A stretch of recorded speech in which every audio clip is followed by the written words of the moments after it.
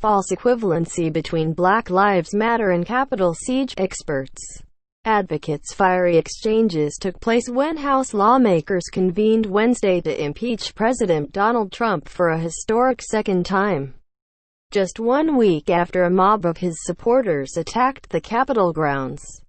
As Democrats railed against the insurrectionists, some Republicans repeatedly drew comparisons between last summer's Black Lives Matter protests and the Capitol siege of January 6. More. A visual timeline on how the attack on Capitol Hill unfolded. Comparisons between Black Lives Matter and what happened on Capitol Hill are false equivalencies, said several experts and advocates who spoke with ABC News.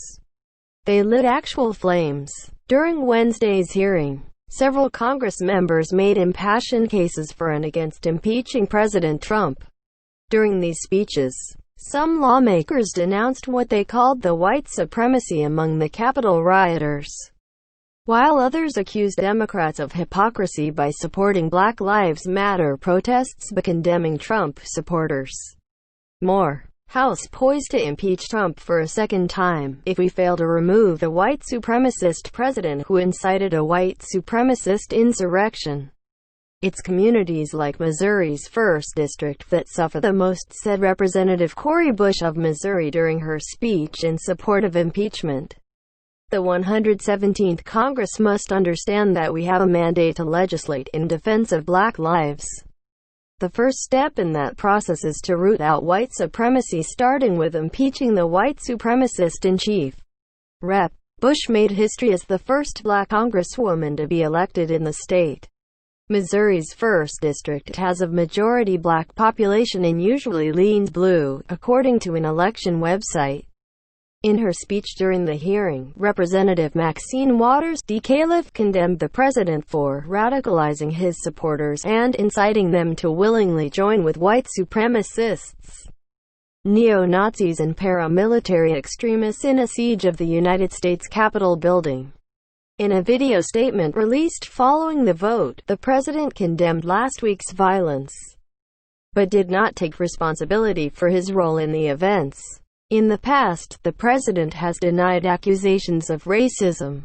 During the final presidential debate on October 22, when moderator Kristen Welker asked the president about racial strife and hate in America, he answered by saying he is the least racist person in this room, instead of rebuking the president for any role in inciting the riot.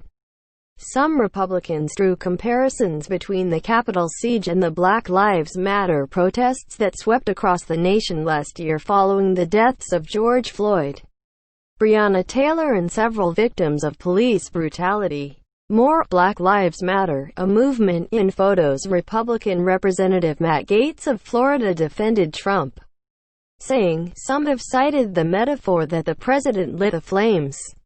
Well, they lit actual flames," accusing Democrats of enabling civil unrest that ensued in some cities during the BLM protests. The unrest in some cities after some Black Lives Matter protests included vandalism and looting. However, many of these events were rooted in confrontations with police after peaceful protesters left. The vast majority of demonstrations were peaceful, and leading BLM activists repeatedly distanced themselves from agent provocateurs and instigators. BLM and the failed Capitol insurrection cannot be compared, according to Cynthia Miller-Idris, professor of education and sociology at American University and author of Hate in the Homeland, The New Global Far Right. "I don't see a parallel between the two," said Miller-Idris. "I think making a connection that there was actually incitement of violence or that there's any equivalence in the violence itself is just absurd. What happened at the Capitol? You can't call that a protest anymore," said Miller-Idris. "That was a riot, it was sedition, it was an insurrection. A siege, it was a domestic terrorist attack." Stark differences have been pointed out between the protests for racial justice and the riots stoked by unfounded claims of a stolen presidential election. Two sets of rules. The majority white Stop the Steal mob that stormed the nation's Capitol building was a mix of several right-wing extremist groups, according to Larry Rosenthal, chair and lead researcher of the Berkeley Center for Right-Wing Studies. Some were members of far-right armed militias. Others were right-wing populists, whom he described as rally-goers who were fanatical about Donald Trump and his presidency. Rosenthal also described two subsets with the extremist groups. One is comprised of anti-government militias, whom he referred to as people who don't recognize the legitimacy of government on both state and local levels and often deem themselves sovereign citizens. The other includes white nationalists. Those, he said, are electrified and mobilized, going on the streets to stand up to Black Lives Matter in the fantasy of Antifa. Donald Trump asserts his role as the leader of the right-wing militias, said Rosenthal. Those people who call themselves patriots, they have lived with the idea of a spark that would lead to the Civil War. It's been in their largely fantasy world for 4 decades. And suddenly, there is this summons from the President of the United States. There was a stark difference in the makeup of the Black Lives Matter protests and the Capitol riots. According to Professor Mark Anthony Neal, chair of the Department of African and African American Studies at Duke University, Neal described the Black Lives Matter protests last year as a multiracial social justice movement, much like the civil rights movement in the 1960s. Many people of color, black folks, are killed doing mundane things, just literally sleeping in their home, walking down the block, Neal told ABC News.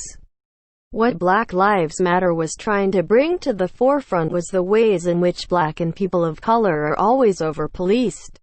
Non-violent protesters during the summer faced brute force from federal officers, but rioters were met with minimal federal response. Rioters acted with an extraordinary sense of impunity, said Rosenthal. Like nothing was going to happen to them. Federal authorities launched an active investigation into the attack on the Capitol, and there are over 275 open investigations, acting U.S. Attorney Michael Sherwin told reporters on a conference call Friday. As of 8 a.m. Friday morning, the Department of Justice opened 98 criminal cases, a majority of which are federal felony cases. Sherwin said. Mark Morial, president and CEO of the National Urban League, said the double standard in policing is a long-standing issue of both covert and overt racism and how law enforcement reacts to protest.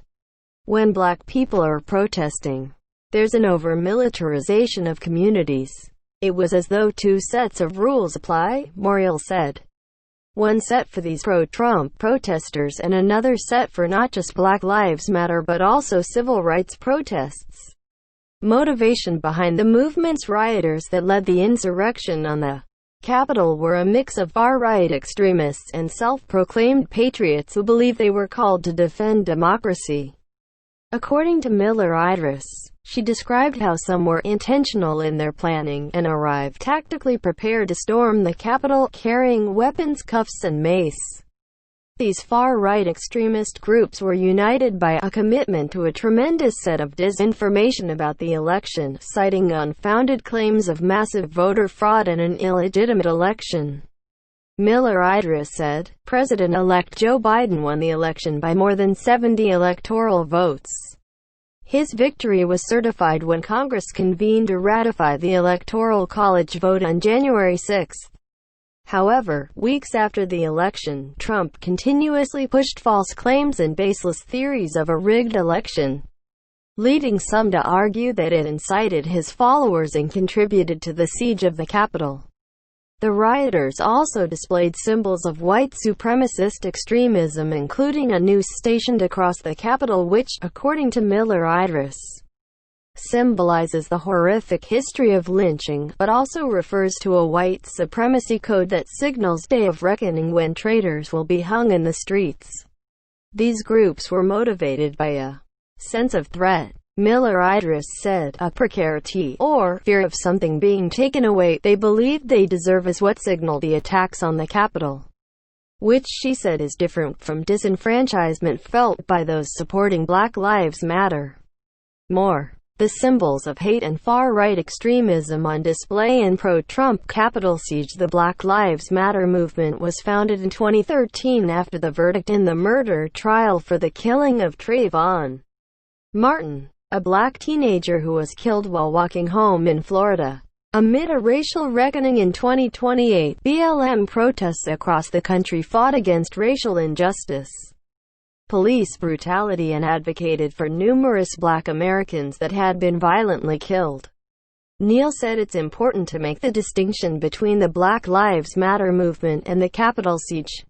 One movement, in the case of Black Lives Matter, is really a critique, an attempt to undermine white supremacy. In the latter case, what happened at the Capitol in January was an attempt to buttress white supremacy.